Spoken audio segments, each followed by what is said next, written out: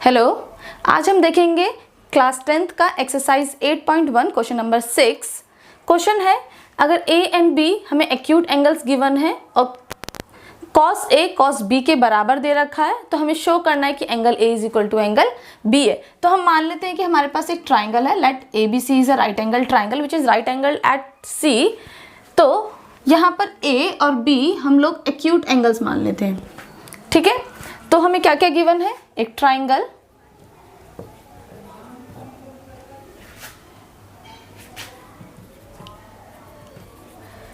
है right angle triangle,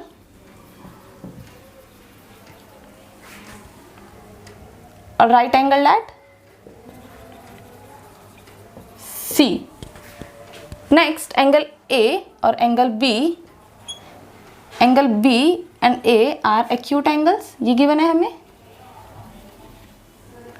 और cos A cos B के बराबर गिवन है। और हमें प्रूफ करना है, टू प्रूफ करना है हमें कि angle A is equal to angle B. हम स्टार्ट करेंगे। देखिए, अगर मैं देखूं कॉस ए, कॉस का फॉर्मूला होता है, हमें पता है कि पंडित बद्री प्रसाद हर हर बोले। तो यहाँ से b बाय एच हमारा कॉस का फॉर्मूला है, b बाय एच। अगर मेरा एंगल a है तो एंगल a के एडजेसेंट साइड क्या है, AC, और एडजेसेंट साइड क्या होती है हमारा बेस, तो AC हो गई हमारा बेस। हाइपोटेन्यूज की बात करें तो 90 के सामने, एंड इट इज AB। अगर हम देखें कॉस B भी b बाय एच होता है, लेकिन अगर हम एंगल B को कंसिडर कर रहे हैं तो B के जो एडजेसेंट साइड है वो BC है। तो यानी कि जो बेस है यहाँ पर वो हमारे पास BC हो जाएगा और हाइपोटेन्यूज AB। तो लेट, ये इक्वेशन हमारी फर्स्ट है और ये हमारी सेकेंड। तो by comparing first and second, और हमें पता है कि जो कॉस A है वो कॉस B के क्या है, बराबर।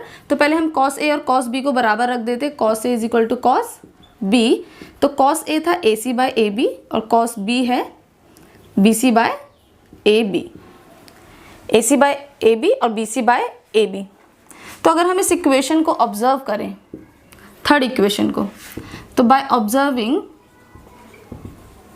इक्वेशन थर्ड वी गेट, देखिए हमें पता चल गया कि AC by AB is equal to BC by AB। अगर हम इसको ऑब्जर्व करें तो नीचे AB है और ऊपर AC और BC है, तो नीचे तो सेम है डिनोमिनेटर। तो अगर ये दोनों रेशो आपस में इक्वल होंगे तो वो तभी पॉसिबल है जब AC और BC क्या हो, इक्वल। तो हमें पता चल गया कि AC is equal to BC, तो AC पता चल गया BC के बराबर, ठीक है। तो अगर इसकी दो साइड्स आपस में इक्वल है तो ये एक आइसोसेलेस ट्राइंगल हो गया। तो hence triangle ABC is a isosceles triangle. और एक आइसोसेलेस ट्राइंगल में जो बेस एंगल्स होते हैं वो हमेशा कैसे होते हैं, इक्वल। तो angle A is equal to angle B। देखिए, इसके सामने वाला एंगल A और इसके सामने वाला एंगल B, तो अगर दोनों साइड्स इक्वल हैं तो उनके सामने वाले जो एंगल्स होते हैं वो भी इक्वल होते हैं। Angle A is equal to angle B, तो angle A is equal to angle B। कैसे इक्वल है ये, angles opposite to the equal sides, angles opposite to equal sides are equal, hence proved. कुछ नहीं करना, बस हमें इसमें एक ट्राइंगल ABC मानना है, जहाँ पर A और B हम एक्यूट एंगल्स लेंगे, फिर हम कॉस A और कॉस B को फाइंड आउट करेंगे। और क्योंकि हमें दोनों इक्वल गिवन है तो जब हम उन दोनों को इक्वेट करेंगे तो हमें पता चलेगा कि AC और BC क्या है, आपस में बराबर हैं। और AC और BC बराबर हैं तो वो एक आइसोसेलेस ट्राइंगल प्रूफ हो जाएगा। और एक आइसोसेलेस ट्राइंगल में बेस एंगल्स हमेशा इक्वल होते हैं, इसलिए एंगल A और एंगल B क्या है हमारा, इक्वल।